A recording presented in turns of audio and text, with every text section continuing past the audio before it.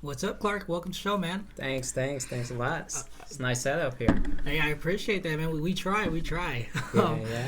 I'm so honored to have you on Business and Beyond. You're actually our third guest ever. So I know exactly your background, and I'm just excited to share that with my audience and maybe even share it with your audience because I'm sure there's a lot of things that they don't know, right? The biggest things that I want to talk about, dude, 4 years, you've been in the business for 4 years, right? Or 5 years now. Your fourth year, you did 86 deals with no paid ads. Like, who the heck is doing that, right? Maybe not a lot of people. You were also a nurse for 7 years, and now you're an investor. You own a VA company. Dude, you're killing it. Let's talk. Oh, thanks. Yeah. I guess I'm blessed about that. I don't know. Not a lot of people could do that if I'm gonna look at it from the outside. But I just do what I can do, bro. Yeah, no, I mean, and we're gonna get into that because you got to have a huge why, and I'm dying to hear what that is. But let's start here. So I understand you came from the Philippines, right? Yes, from the Cordillera region of the Philippines, like a mountainous region. Okay. My shirt I'm wearing now is one of those fabric that's done in that part of the Philippines. Okay. We're in collectively we're known as Igorots. Cigarettes. Yeah, and I'm from the Bontoc tribe. And those tribes fight each other all the time before. Wow. They never got conquered by Spain. That's why our last names are not in Spanish. I'm from that part of from that part of the Philippines, and I finished nursing in the Philippines, and when I graduated and got my license as a nurse over there, I didn't want to work as a nurse, so I was in sales. Okay. Yeah, I was in this big companies where I got a lot of training too in sales. There was one time where the late Jun Quintanar got us to a city in Tagaytay, which is a few hours from Manila, and then one of our training was, hey, if you couldn't sell these products, you're not gonna sleep in the hotel. So they got us in the center of the city, and then they said, if you couldn't sell these products, you're not gonna go back to the hotel. What? You can't sleep in the park. So okay, you got your degree as a nurse, and you're in the Philippines, and you're like, you know what? I don't know if nurse is for it. I'm going to do sales, and now you go to a hotel. So they have you sleeping at a hotel, and basically your training or your expectations are if you don't go out and get a sale, you can't sleep in the hotel tonight. Yeah. So they took us all out to downtown of the city, and they gave us the products, and they said if they couldn't sell those products, you're not gonna go back to the hotel. That was just one. One of the first activities we did was also because when you're in groups like from people from the Cordillera, they're in one group. People from Manila, they're in one group. They all meet at this place, and then the June would go and shake hands with everyone, and then let us come in all in a circle, and then tell all the names of the people, and he memorized them all, who those are, and we were so impressed. And they said, okay, I'm gonna select one person from your group, and if that person will not be able to say the names of all these 50 of you, your group will not have lunch. Oh my god! So he gave us 20 minutes, and we did our best, and but all of us had lunch. I would say that. Wow, that's intense. So I'm curious. So what were you selling? Ben, a bunch of things. I sold negative ion napkins. If you don't know what that is, that's a product I think made in Korea, and it's a sanitary napkin. Okay. I sold a bunch of those, and there's this whole presentation where we show how much it can hold versus how much the other brands would hold, and it's funny, but the men are the top sellers on that company. The men, versus the women. Women, we usually think women. They're usually cleaning. That's interesting. When I did that training, I was in a online based marketing company. Okay. And after that training, I just killed it at home.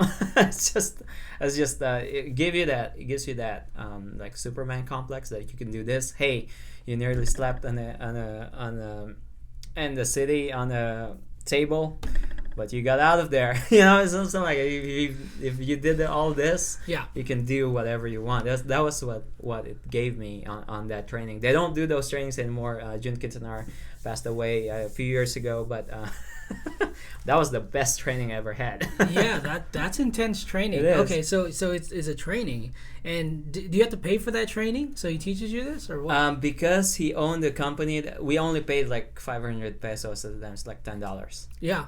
And it already covered the 3-day stay on that the 5-star hotel, and the food and all that, because we were in that company, so they kind of paid for it already. But that was just intense. Yeah. Hey, go out, take this napkin. If you can't sell a napkin, hell yeah, to a stranger on the street, you're not sleeping in the hotel tonight. Yeah, that's how you sell ice to an Eskimo. Eskimo. Dude, that's intense sales training. So you did training with the late, you said Jun Kiat-ong. Mm-hmm. Got you. And then was there any other like sales training that you did as well in the Philippines? Aside from on the street training experience, no, those were my formal trainings in sales. That's what your formal training. Yeah. That's awesome, man.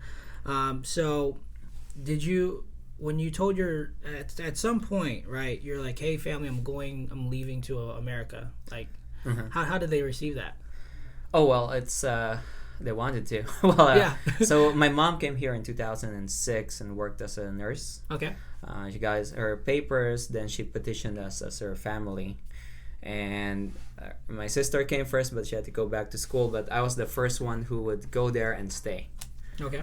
So yeah, I slept in her couch for a few months, yeah, I tried to work as a nurse in California, but California would not allow foreign graduates at the time. Mm-hmm. They had this loophole where you have to have your cases somewhere at the same time you had the semester, they had the subjects. So I moved to Nevada and Las Vegas, where they didn't require those, and I worked in Las Vegas as a nurse for 7 years now. 7 years? Yeah. Wow. When was that? That was 2014 to 2019. Nice. 2013, I mean, 13, 14, 15, 16, 17, 18. Yeah, 2013 to 2019. Yeah. Okay. And what was that experience like? Because I know in the Philippines, you're like, man, I don't want to do this anymore. You went to sales. So similar thing eventually happens, but how was it out here? You stayed for a lot longer now. Yeah. Well, being a nurse was great. I have no complaints. It's hard work, but it's also, you get compensated pretty good too, especially when the pandemic started. I haven't worked as a nurse since 2019, before the pandemic. Yeah. But they got a lot more pay now when the pandemic hit. So aside from that, health insurances are great. If you work in the major hospitals, the health insurance is awesome. The 401k is great. If you work for EMC, you got great pension plans over there too. But I know that, and it's not, being a nurse was the temporary step for me. Okay. Especially when my son was born, because I looked at him and then said, when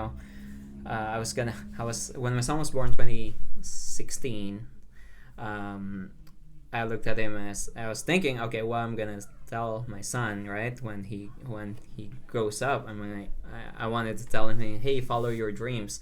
Yep. And it kind of stuck me, because I'm not following my dreams. I'm not in sales where I really want to be, right?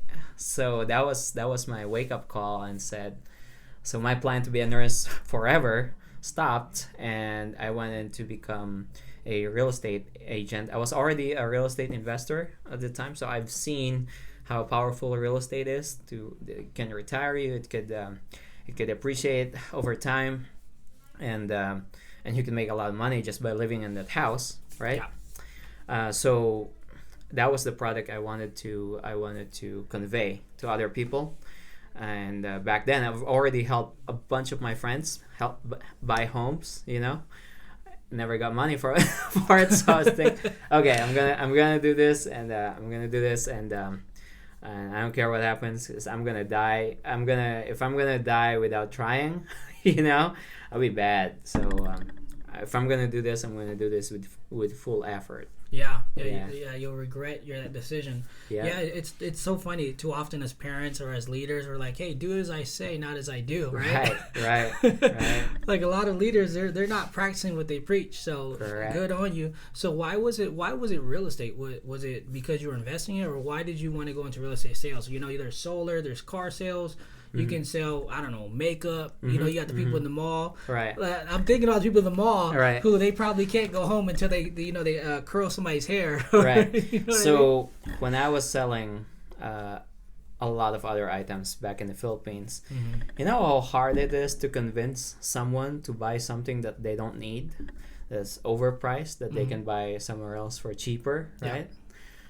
So something that they don't need and something that's overpriced, and I'm really good at that. And I can sell those stuff. By the way, I could definitely sell those stuff. I had the skills for it, right? House is a necessity. You don't even have to tell the person why you need to buy a house, because they already know. Yep. So if you've mastered selling something that people don't need, and go back and go to something that's a necessity and sell a necessity, then that's why I chose real estate. I could sell choppers, but not everyone wants to buy a chopper or a yacht, right? So that's and I believe in the product. I believe in real estate. I've experienced it myself, especially now that I've been investing. I really love the real estate. Yeah, I love what you said, right? Because real estate is a necessity, and people are always going to need it. People are always going to need hospitals. They're always going to need real estate. They're always going to need somewhere to stay, somewhere to eat, something to drink, right? And it's a product that, as long as you provide the right education, you're not even selling somebody. You're just providing them a product that they already need. Yep. And as long as you're educating them and guiding them the right way, right, it's a win-win, right? Right. And that's one of the values they have here. If it's funny at Keller Williams, right? When I moved over here, like win-win is one of the first. It's literally the first value that they have. And the same reason I'm not in car sales. Same thing. You're not in paper towel sales anymore. It's because we're providing a product, and then we get paid pretty. We get paid okay on it. Yeah. And if and because I love it so much, it shows when you're talking to your clients. It shows when you're trying to converse with them and tell them about the properties and what's good, what's not good. They know that you're passionate about it, so that helps a lot. Yeah, people want to follow people that are passionate about things, right? It's super important. You know what? Before we jump into the next subject, I know this is a side note. Now I know something about you. Sure. When you were in the Philippines and you were in college, you liked MMA, is that right? Oh yeah. I trained with Team Lakay. Team Lakay. Team Lakay is a legendary gym. Yeah. In Kiat-ong Street in the Philippines. So imagine a black market. Okay. There's lots of stalls, and then there's this building. First floor is the gym. Second floor is the gym. I mean, for weights. Second floor is the MMA gym. So those guys who play there were Philippine team for Muay Thai. Yeah. Then they transitioned to MMA, and now they're dominating one fighting championship. They're in one Asia. fighting championship. Yeah. So I trained with that gym. There's like a bunch of other gyms, but when we go outside and compete, it's all Team Lakay. Wow. Yeah. So some of the people there, like Lito Adiwang, I sparred with him myself. You sparred with Lito? I sparred with him a lot. he's a few years younger than me, but in boxing I beat him in boxing and jiu-jitsu, but if he add kicks to it, I'm done. Dude, his power in kicks is ridiculous. Holy moly. Yeah. So here, man, we're in Vegas where UFC is, There's a lot of fighters who live here, boxing, UFC, MMA. Yeah. I know, what's his name? Mighty Mouse. He was here now, but obviously he's at one championship. He was living here. So. Yeah. So here in Vegas is, you sometimes on the MMA gyms or jiu-jitsu gyms, you see UFC fighters coming in and training with us with a coach, and so I love it. I love MMA. Yeah, it's great. It's a good community. Yeah. That's all. Did you did you watch the Islam fight? I haven't, dude. That's the thing. I don't follow. I don't watch it. Okay. I just do it. You just do it. Yeah, okay. I'll tell you what, man. He took Oliveira out there, the guy with the most submissions, and he drowned him. He went out there and took him out within 2 rounds. Oh. The number one guy that's done the most submissions ever got submitted by someone who wasn't even a belt holder. Which is crazy, right? Oh, he's a wrestler? Yeah. Oh, okay. Basically, yeah. So, anyways, I didn't want to miss that part, and I knew that was a big part of you, because I know you had done a commercial recently where you were showing a gym, so I wanted to talk about that. So that's an awesome passion that you have. Wait, so do you prefer like any types of martial arts that you practice? Well, I got injured in jiu-jitsu in here, so it kind of hurts whenever I roll hard. Yeah. So now I just more do stand-up, so boxing, kickboxing, Muay Thai. If I can, I'll go do all the classes. But I know my coaches over there are always asking me to come do this. Like, yeah. I only got an hour in a day. It's a lot, man. That's a total time commitment. Yeah, definitely. It's a lot of fun though. It's a lot of fun. But if you're asking me to fight, I don't have the.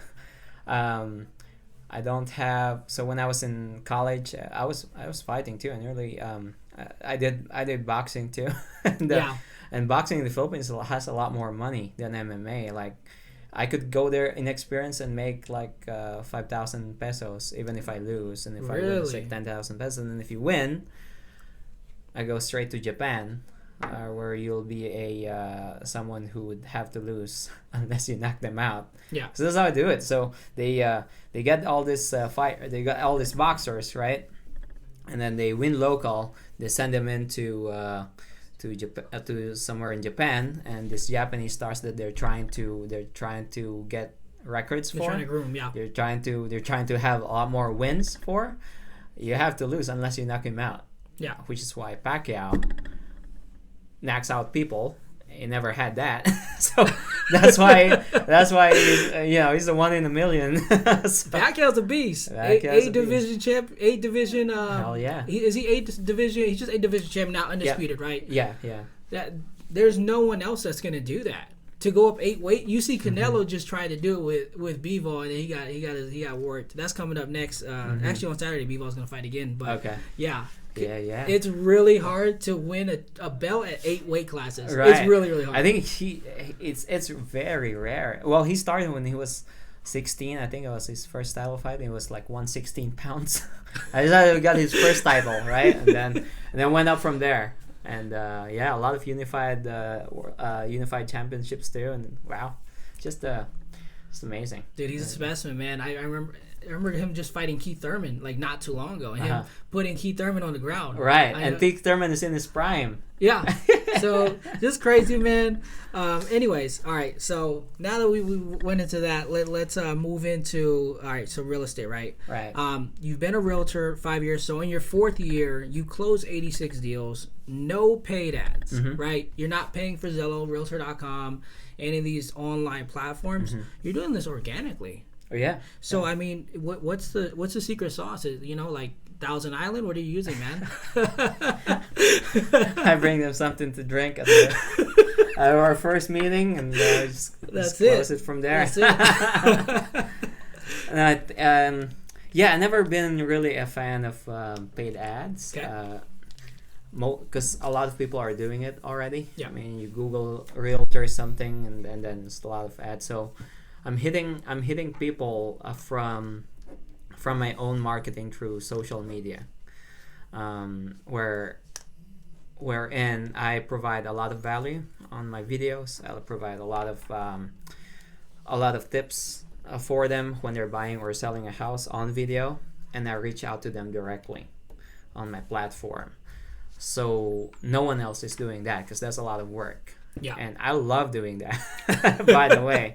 So from there on, it reached to someone. If you give great service to a client, he's gonna refer you other clients because he knows that you're gonna take care of them. So went from there. So probably on the 86, 80 are the result of just referrals from other clients. Wow. The 6 are just me, are just new contacts with people. Maybe someone's called me from a Google because I have a Google page too, and you can see all my reviews in there. Yeah. Someone contacted me from there, or from Zillow, or from my own listings, and they bought. So that's where the 6 came from. For Wow. the 80, it's all those smaller, more for past clients referring me other people, or from my group, my Facebook group, or from my profile directly, and I'm friends with them. Yeah. So that's that. That reminds me. I did a training a couple years back, and that's such a Brian Buffini type thing. Oh yeah. He's such a work by referral, Right. And it's just providing that excellent service, giving tips, and just staying in touch with people, right? Building that community, and you do it like at such a high level. There's only a few other people that I know that do it at the same level as you, but like here in Vegas, I can't think of anybody who does what you do in such a short amount of time. It's only been a few years. So it's just amazing that you're coming from, hey, like, which paper towel do you want, to 86 deals, right? In real estate in Las Vegas. Yeah, that's top 1%. That's literally top 100. Well, for me, I think, getting the marketing right. That's one of the aspect. I believe there's like at least 3 masters that if someone wants to become a successful real estate agent, they have. So at least 3 things that they need to master. Number one is they need to master the market. Yeah. Do they know what's happening in the community? Do they see the new constructions happening? Do they know the commercial projects that's happening in this community? Do you know the upside potential of this area? So things like that, which I love looking at it. That's one. Number 2 is mastery of real estate itself, the houses. Do you know the types of roof, types of water heaters, types of ACs? How soon do you maintain this and all that? So that's the second one. The knowledge on building properties. Yeah. So my dad's a contractor, by the way. And a lot of weekends, me and my brothers would be on construction sites, talk to all the workers and all that, and see how things are being done. That's number 2, and then number 3 is you have to master negotiation. Yeah. Now, because you know about the sales, about the market, right, and you know about how the technicalities of properties, right. Then you know how to do negotiations in sales. Yeah. Because it's not just the other side that you negotiate with. It's also your clients that you negotiate with. If they're gonna back out because of a stain that they saw on their roof, right? And you don't know why, and you just let them back out. But if I'm be there, I'll be checking with the inspector. Hey, where's this coming from? Is this something that we can resolve? Blah blah blah. And how much does it cost to resolve this? And then I give them the information, and most of the time, if they know more information about this and not give assumptions, then we can negotiate it and they can push through. So that's one big thing on saving the contracts. That one, and I think number 4 would be marketing, mastery in marketing organically. Bonus. Yeah. Marketing. There's a 5th one. We're getting 2 bonuses today. Yeah. The 5th one would be mastery in real estate investments. How do you find deals? Yeah. How do you determine ARVs? How do you talk to your contractors? How are you good in negotiating with your contractors in this? How fast can you turn around a property?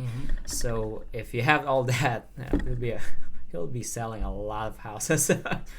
With just the 5th one, if you know how to flip houses. Yeah. With a lot of upside, if you know how to flip houses, I mean, making like 30 grand per flip, and you just flip like, I don't know, 20 deals a year. Dude, that's a lot. Yeah. That's 600,000 right there. Yeah. Man. So let's unpack that a little bit. So you said there's 5 things or let's just go with the first 4, and then I feel like the investor is something else. Yeah. Yeah. mastering the market, super important, right? You gotta know what the stats are. What's the trends? Where's the market going? Something that I love that people tell me all the time. People on the phone, they're like, "Hey, the prices it's overpriced right now. The market." I'm like, "Okay, great. So where is the value of the homes? Where are they supposed to be right now?" And it's like, "Oh, I don't know. The news told me." Right? Yeah. If you look at and this is a great stat that I'm actually going to tell you. In 1990, average price homes were 122. What we know on average is that values increase typically 4% year over year. Would you agree with that? Yeah, 4 to 6. 4 to 6. Yeah. 2022, if you take just that 4%, you don't even go 6, 7, 8, or 9, or any of these bigger years. You're at 428 today. Yeah. You're at 428 as a medium value price. So when you provide that type of stat to somebody, because the trend line is always going to be somewhere around that, up or down. So it's like, okay, when you provide that stat to somebody, what are they going to say to you? Oh, well, no, it's supposed to be at 300. So what's the stat you're telling me? Why is it supposed to be at 300? Can you tell me the information? And a lot of times, a lot of consumers or other realtors or just people in general, they just don't know. They're just going off of what the news tells you. Right. And that's why... And the news is late all the time. They're always late. They're always behind. And that's why you have to have people like yourself that you're a professional in the market. You understand the numbers. You understand where stats are at. And then you second thing you said, you got to understand the product, right? What's the foundation, Yeah. What's the material in the wall? Yeah. Right? Electrical, plumbing. How does everything function? Yeah. Right? Understanding that. Obviously, we're not home inspectors. We're not contractors. But understanding that helps us protect our clients. Right. And also put them in better positions. Because a lot of times, there might be something on the ceiling, but maybe that's 10, 20 years old. It's been resolved already. Right. Yeah. And there's always a way to resolve anything in a house, right? It's like Legos. All right, take that piece out, put a new one in. Yeah, you can do pretty much anything. The question is just on the price. It's just figuring out what's the number to get this like new. Yeah. And that's all it is, right? It's just as long as you can coach your clients to that and coach people to that you're never gonna have 100% new product unless you're buying new. If you're gonna buy used, even if you're buying new, there's a bunch of things that even if you're buying new, because it cracks all the time after a year. The stuff, the plasters crack, crack. So yeah, 100%. But as long as you know how to remediate it and fix it, you'll be in good shape. And then mastering negotiations, right? Your clients with other agents, with contractors. If you can master negotiations, you're gonna be a stud. The marketing, number 4, I love that. Because the marketing is what's going to bring people. That's what's going to bring people. They're going to see your success. It's just like Coca-Cola, right? Yeah. People see Coca-Cola everywhere. If you go to the movie theater, right before the movie comes on, hey, Coca-Cola. They do all the sounds. They make the noise. They're like, oh, man, I need to get a Coca-Cola and popcorn. Right. Yeah, I know. So I love everything you just said. So next. Last year you didn't have a team, and now you've expanded. You got a team. So what would you say changed? I never wanted to build a team. Although a lot of people asked me to, I never wanted to. But when I saw an agent that needs like special training, and I was doing some. I mentored him a little bit, and I knew that the training he's getting is not what he needs. Yeah. So I was just in the position of wanting to help. Yeah. And then I decided, what if I just build a team, right? And then I could help others too. Yeah. So and I also need a lot of help during the weekends and during the times that I'm in vacation. I got too much vacation. I need breaks from all those vacations, by the way. So yeah, and yeah, that's one. I needed. I wanted to help, and I needed help. So came the team. Okay. And I wanted to just keep it like small numbers. I don't want to increase that to a lot of too many numbers, because I don't have the structure to hold that many accountability. Yeah. So I'm not looking to grow it at any time soon, right? But yeah, I love it. Now that I've built it, I was thinking I should have done this earlier. Well, what you're doing you're giving yourself leverage, right? Yeah. Because if you're going to be on vacation, someone has to show the house at the end of the day, and you're blessing others. You're blessed to be a blessing at the end of the day.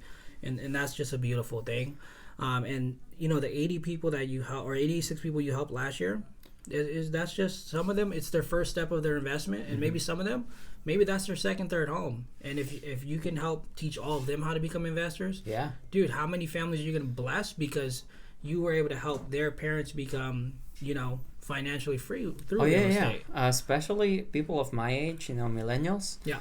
Whenever they buy a house, I coach them. Hey, when they are gonna ask me if they're gonna buy a second house, right? And if they're looking to sell the first house, one of the first things I suggest to them is, hey, what if you rent out this first house? Yeah. So come up with the money. You don't have to go 20% down yet. Probably go 5% and then buy this and then buy the other house while retaining the first house, because I made that mistake. I made a mistake when I was younger, right? And I paid for it. so I tell them my story, and then I tell them, hey, because so let's say for me, someone retires with military pension, with a social security, and with pension because they worked in the state for another 10 to 20 years. 65 years old, 20 years military, 20 years in a UMC, and then has social security, so they call him a triple hitter, right? Yeah. So making like what, $8,000 a month, something like that, right? Yeah. So $8,000 a month, and let's say for me, all my investment properties, I would make net of, let's say, $3,000 a month, right? Okay. Now, this 65-year-old guy, if he dies, that $8,000 a month is gone. Okay. Right. And me, when he was making $8,000, after 10 years he dies, right? For me, after 10 years, that $3,000 a month may be making what, 6, 7? Yeah, it appreciates. You're making 6 or 7. 6 or 7. So after 10 years, I'm matching that one. He's still at 8,000. Now let's say he dies, then there's no more $8,000 a month. For me, after 10 years, it's that, and let's say if I die, that $7,000 a month is gonna be passed on to my children. Yeah. So that's why I tell my clients, because especially for someone of my age, when we retire, we might not have Social Security anymore. I don't know. Maybe we get bumped up. I'm not thinking that we'll have Social Security. Right. So I think when because we're the same age. So when we get there, I don't think Social Security will be there. Also, I don't think I really believe this, and I don't know. You correct me if you think something else. I think in 20 years it's going to be really hard for our kids to buy a house. I think so. By that time, 15% of just last year, 15% of all homes were bought by an institutional buyer. Right? Right now the market is declining. Eventually there's going to be a point where it stops declining. Yeah. Institutional buyers get back in, maybe they buy another 10-15% of these homes. If they keep doing that year over year over year, and the society is going to become renters. The entire society is going to become renters. Oh yeah. If we don't step up and put that in place for them, right? Because what are people telling us, right? All right, go become a renter, or either buy a home, or get pay for the college fund, right? If my child is born right now, do I want to invest into a house, or do I want to invest into a college fund? House. Yeah, you want to invest to a house because that house you get to keep forever. That college fund, once they go to college, it's done. It's gone. Yeah. And maybe it's not even enough at that point. Right. How much it's costing, inflation. Yep. With inflation, I just put up a post the other day, and it's funny. Some people weren't too happy about it, but it's okay. Like some colleges are like $150,000 for a 4 to 6 year degree, and now you're getting paid $50,000-$60,000 a year. Right. Plus that $150 has interest on it. Right. Yeah. So, I know. It's how far are you away from buying a home now? How far are you to becoming the owner of your finances? Right. Unless if they work in tech. Yeah. They make what, 200, 300 maybe. Of course. So I'm gonna tell my son, hey, if you don't go into computer data analysis and all that, if you're not gonna go in tech, go become a plumber. Work for me. hey, have a trade. I love trades. Yep. AC, plumbing, electrical. Those are all 6-figure careers. And you can turn that into a business that you can own. Yep. So I completely agree with it. Definitely. And it's weird how I know when I was growing up, there was like, I feel like there was like certain like stipulations on it, like stigmas. It's like, oh, you're a plumber, you know. And now obviously we're in the space. It's like, dude, these plumbers make a lot of money, like $200,000. I'm about to go become a plumber, get poop out of the toilet. Shoot, right, 200,000, right. Done deal. So, I was gonna say, so negotiating with contractors is also a different skill. Yes. So when I was a kid, I always talked to these contractors. So when you're in sales don't talk to trades don't talk to sales the same language. They have this different language. Yeah. And for me, I talk the same.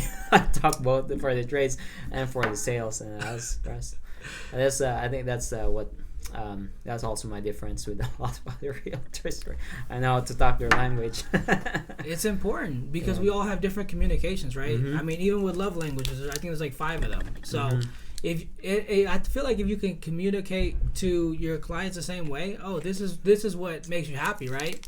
Yeah. Then you know how to convert people. Mm-hmm. You know what? I wanted to ask you about this. So you've been investing, and now you started a VA company. Is that right? Yeah. So I started a VA company called Kadwa VA Solutions. Kadwa in Ilocano means partner. Okay. Yeah. So Kadwa VA Solutions provides. So before I get to that, I know a lot of my friends in the Philippines are virtual assistants. Yeah. And they always tell me they have terrible bosses. Yeah, people who don't understand their culture, they want them to work on the Philippine holidays and all that, and they want them to work at this time to this time, and there's no compassion, something like that. So they're ruthless. Yeah, so I talked to a couple of my friends over there too, who has been VAs for a long time. Okay. And they worked for marketing for a VA company. They work for a bunch of other VA clients too. And they said they wanted to start their own. So I partnered up with them, me and a friend of mine, Ludi Magada. She's an accountant. So all 4 of us partnered up and opened up Kadwa VA Solutions. Wow. So for Kadwa VA Solutions, we could provide anything, any job that can be done virtually. Okay. So you got transaction coordinators, you got appointment setters, right? You got bookkeepers, you got customer service, like someone who answers your phone for you and directs you and all that. You got video editors, social media, the people who handle social media. Social media managers. Social media managers. Yeah. And graphic designers. So we have serviced a bunch of clients, and everything's good. I have a client I also have a program where we kind of mimic what I've been doing in Facebook. Okay. In marketing organically in Facebook, we kind of do the same thing to another profile, and the results have been great, by the way. So I started this product called Facebook Farming program, and then I teach that program too. I think we did a 10-minute session in here, and Dale's gonna ask me to do another one, just for that. It's gonna be 30 minutes, and then whatever I'm doing there, I'm doing to another profile. So I trained a few VAs who do it, and then the results have been great. So yes, I don't make a lot of money with a VA company, but if I could provide a lot more other jobs in the Philippines and make those people from low class to middle class income earners, then I'll be happy. Dude, that's amazing, right? You're providing opportunities for people who wouldn't have had it otherwise. Yeah, right? I mean, my employees from my company too. My transaction coordinator, I hired her from my company, and she's been great. Awesome. I have no complaints on that. Yeah, saves me a lot of money too. Yeah. Now your VA company, is that just for real estate agents, or can other trades come in, or how do you have it? We could do other trades. We could service service a nurse practitioner business too. So it can be any other trades. Many of our virtual assistants are coming from the business process outsourcing for Adidas, Nike. I'll see here. Adidas, Nike, a lot of these big other companies who work customer service, marketing, and all that. So any business, as long as it can be virtual, we can do it. Yeah. Nice, man. That's gonna be big. I feel like this is just the groundwork. Mm-hmm. Like, how long have you had it? Like, we started last November. okay. Yeah, it's coming a year now. how many people do you have on there? How many the owners? How many? The partners? How many VAs do you have so far? Oh, yeah, unlimited. Oh, unlimited. Great. Because once we have a job order, there's tons of VAs who wants to be in my company. I have no problems with getting virtual assistants. My problem is getting them more jobs. Yeah. So that's what I'm trying to do, getting more clients and more jobs, so I could fill this ones. So, who's the person listening right now that's like, you know what? Maybe I have a budget for an assistant, but I don't have a budget for. Well, I would like to have an assistant, but I can't. Like, they're too expensive. Mm-hmm. Like, who's that person that you would say this is for? So this is for someone who has even if a little budget, because you could start having a part-time. Okay. Because once you've seen the value of it, you're never gonna go back. Yeah. To not having that. So it's also a leap. It's also I would say a leap of faith, right? Just go for someone doing full time, and then because I'm gonna coach you on how to do your tasks, do your 30, 60, 90 plan. Yeah. So, but if your VA has surpassed all those, it should be good to go. Nice. Yeah, just go for it. Do some change in your life. Yeah. And I don't want to have you discuss price if you don't want to. Like, I'm just trying to think, like, okay, how much would it cost me, like, per month? It depends on the skill level and experience of the virtual assistant. Yeah. So typically now, between $6 to $12 an hour. $6 to $12 an hour. Depending on let's say someone who's a graphic designer and a video editor and with a lot of skills and knowledge, that could be $12 an hour. Yeah. Social media is important, so I could see how that could be a little bit more expensive. And that's if you hire them full time. Many of times, let's say you want to build a website and all that, they can do it, but it's just per contract, and we can do those too. So you want to build a website, we can do that, and this is just gonna be the price for it per contract. Okay. Oh, so you have per item pieces as well. We can do those as well. Okay. So a la carte menu. We could do we could do the a la carte too. We could get a video. We could, let's say, to do a marketing video under 3 minutes. That's $50. Oh, that's not bad. Yeah, that's not bad. That's pretty cheap. Okay. Yeah, you need some logos done. It's like $10 here, $15. Yeah, all that. We could do those. $10. A la carte. Yeah, I got a really good video editor, graphic designer with me. Man, I'll tell you what. I try whenever I'm home.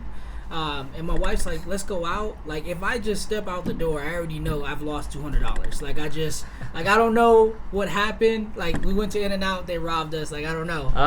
You just leave the house, you already know. Oh, you know what? We're gonna go here, and it's just crazy, right? Because you're like, oh, we're gonna stop here, stop there, and you're like, hey, I just went to go buy like a piece of gum, and then $200 later, there you go. Yeah. It's the weirdest thing ever.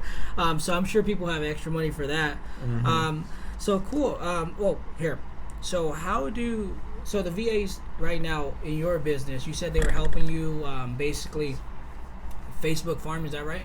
Yes, so that's a new program I created. I only have like 3 people who could do it as of now. Okay. Service one person could service up to 3 clients, something like that.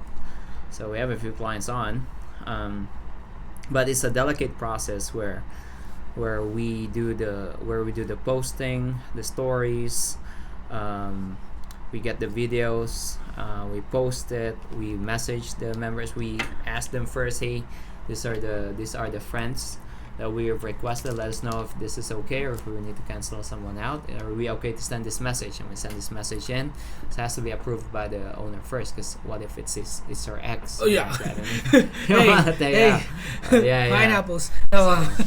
So all that, and we do a weekly meeting with them. Hey, this is their assault. Blah blah blah blah blah. Okay. Yeah. And And you don't have to say. Is there a price for that, or you don't have to say if you want to say consultation? Oh yeah. So typically it would cost about $750 a month. Oh, that's not bad. Yeah, especially with the result that you get if they're emulating you. Yeah, I have a client who has 98,000 followers now. Yeah, 98,000 followers. 98,000 followers on their social. Wow, It's like yeah, I was that was crazy. Okay, I need to interview her. Where's she at? Oh, you'll know. Yeah. Okay. Cool stuff, man. But here's the thing: we don't tell anyone who are no, of course, clients unless they say okay, yes. Unless they're open to it, yeah. Yeah, because we don't want people to know that it's not them who's posting this or it's not them messaging this. Yeah. And it's funny, man. When I was going through one of my old coaching programs, I was like, I didn't realize that he had it so squared away that he had a VA messaging me back and forth to recruit me to the coaching program, and I didn't know it was somebody else. Yeah. And then I ended up signing up. He was a good guy though, either way. Yeah. But it's like, man, like the way that people use leverage to just grow their companies is crazy. Oh yeah, if you train them well. If you train them well, you have the clear processes. Yeah. So, tell me, what 5 years from now, where are you gonna be? I'm hoping to have a bigger team serving a lot more clients. Okay. Maybe 10 years from now, I want it to be a contractor, builder, now finding land deals and building houses on it. Development. Okay. Yeah. Hopefully. Maybe do commercial development. I don't know. I met somebody, one of my buddies in California. He just told me he actually flips commercial in LA. Yeah, not a lot of people do that. Yeah, but man, it's very lucrative. Very, very lucrative, right? Because it's the same effort, right? Hey, if I'm gonna flip a condo same timeline, right?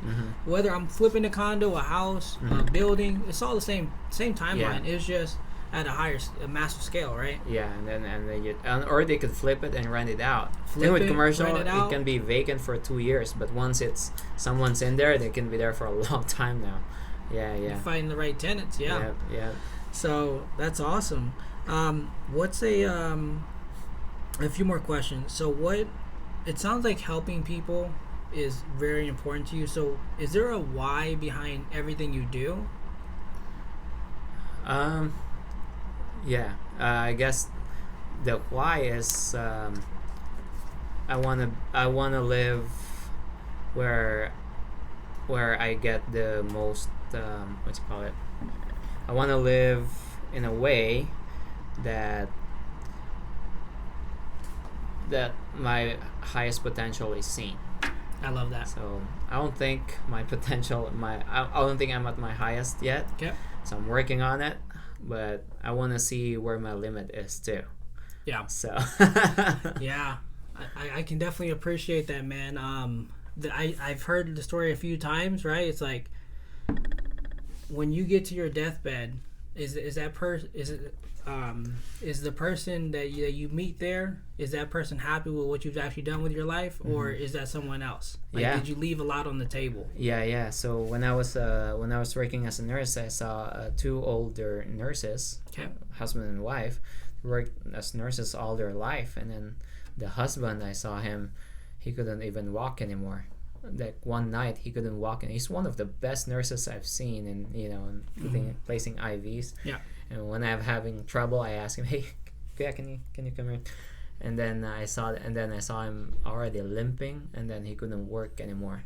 Wow. And then the wife is gonna go to that stage too. So I was like, I don't want to be a nurse all my life. It's just it's great. I don't think I'm living my life to its best potential. Yeah. So from that point on, I styled I have to live my life the way I want it to. Yeah, life by design is super important. Yeah. Is there anybody in your life that has been like, man, this person really impacted me and got me to where I need to be, or like it really just set me on the course, and I got on the ship and then I just took sail, and the person really helped me? Yeah, one of the brokers at my previous brokerage, when when I interviewed with him, I didn't believe in myself. Being real estate, I didn't think I was a registered nurse. I was just gonna do part time, and be one of those statistics.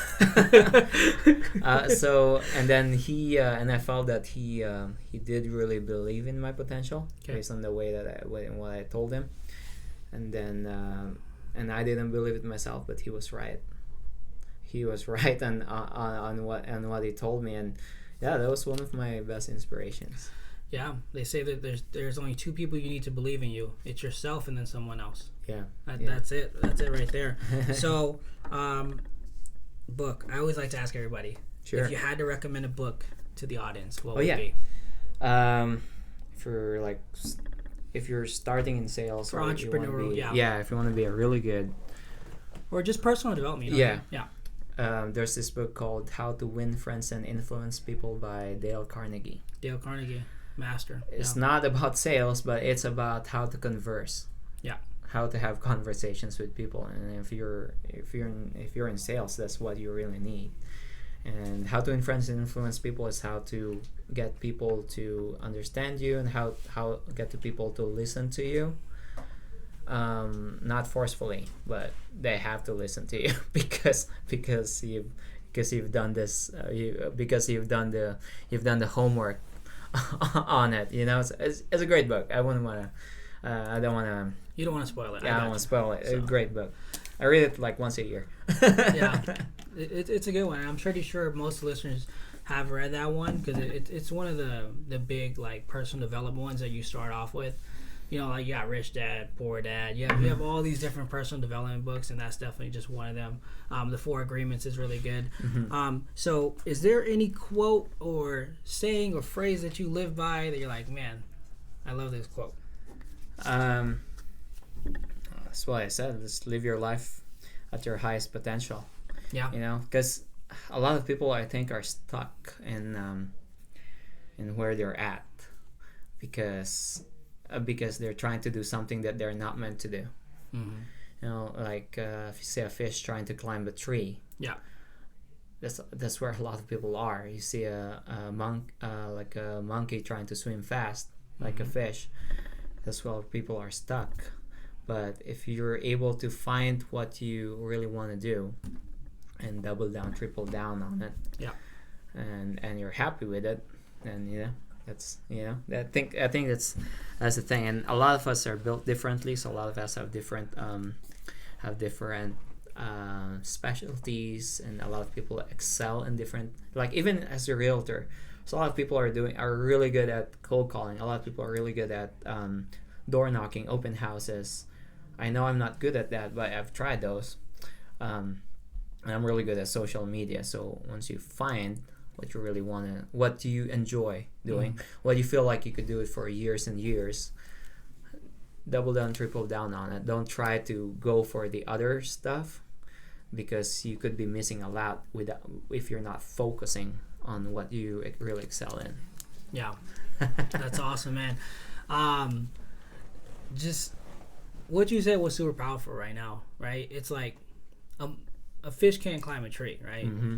Because that's not where the lane is. But if you put a fish in the ocean, in the water, he's gonna swim super fast. Mm-hmm. So the power of just focusing on what you need to be focused on and driving the right car in the right lane, that's all the difference, man. Yeah. So thanks for your time today, bro. Okay, I appreciate it.